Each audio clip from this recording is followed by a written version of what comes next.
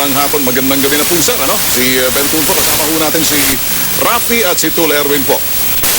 Sir, Ben, Colonel. Okay. Colonel, ito lang ho, nakakabahala ho itong ginawa ng tao niyo sa kanilang station. At ito ho yung mga pangalan na meron ho kami rito. Ang sinasabi ho na si SPO3 Conrad Lim, Station 10, QCPD. At ang nagreklamo ho, siya ho, hindi na, wala namang warrant of arrest. I don't know kung anong nakita nila, kung plain view ba. Kinaladkad ho, diretso sa presinto, tapos doon ho, kinutongan at sinaktan pa ho ata to. Sir, sa akin lang ho, sir, ano magagawa niyo ho rito sa mga ganitong klaseng, ito'y kaso na kung saan wala naman ho arrest warrant? Yes, sir. Yes, sir. Hello. Hello po. Yes, sir. Yes, sir. Maganda po, sir.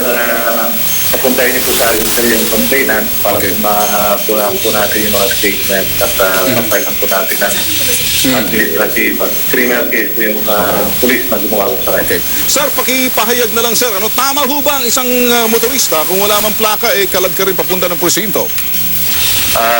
Mali po yan, sir. Alright. Sa police operational procedure na.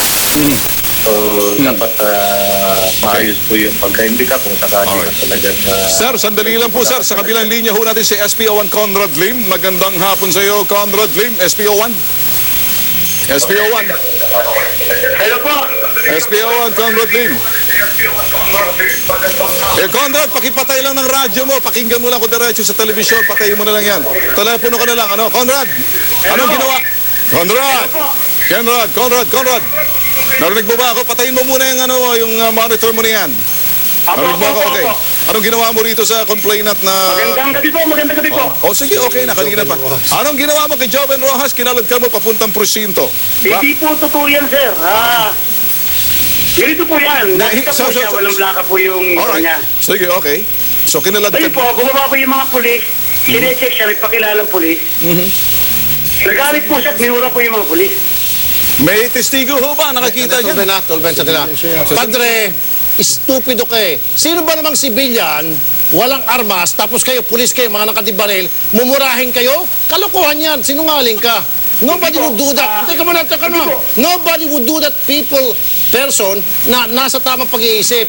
Pwede ba naman armado kayo, ang dami nyo, tapos ito, walang armas, PI kayo, mga pulis kayo. Kalokohan yan, sinungaling ka. No can do. PO1 Lim, sandali lang. Yung po ang totoo, yung sinasabi po namin. Yung po totoo. Sandali! Tanong ko sa'yo, tama bang ginawa mo? Mali. Tama po. Nakita Ay, po God. walang plate number. Siyempre sabihin nyo tama. Pakinggan mo ako, kung nandito ka lang, ibibigyan ka... Klaseng sagot mo na yan. Alam mo, Conrad Lim, hindi ko alam kung paano ka nakapasok sa serbisyo. Naiwan mo yata yung utak mo doon sa training center. Nasa talampakan. Huliin mo itong tao dahil wala lang plaka pero may mga papeles naman at magsisinungaling ka pa.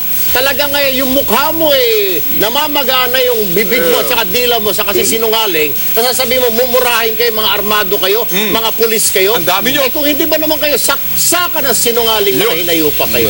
Ga. At saka is. Wala talagang magmura kahit na siguro sino. Di ba? 4-5 pulis, di armas. Kahit sino ba naman? Mumurahin mo, PI kayo. Kalokohan yun. Anong klase yun?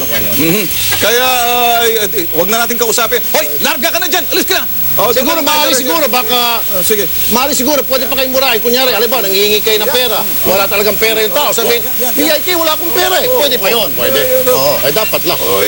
Colonel Joel Pagdilaw, bahala na ho kayo. Dadalhin ho namin sa inyo to. Gusto ko makita pagmumukha ng SPO na yan. Apo, Sir Mon, sir, gagawin po natin. Kailangan po natin yung statement po ng complainant natin. Importante ho. Sige ho. Okay, magaling yung Okay. Ito yung complainant para mareklamo po natin kung polis na to. Thank you, Colonel. Kapareho mo rin si Sam na magaling din, isang pulis. Respetado ho namin kayo mag-utol. Well, with that, sir, sasamahan ho namin sa inyong tanggapan ho itong biktima, sir. Apo, sir. Thank you so much. Sasamahan na lang namin ikaw para matapos.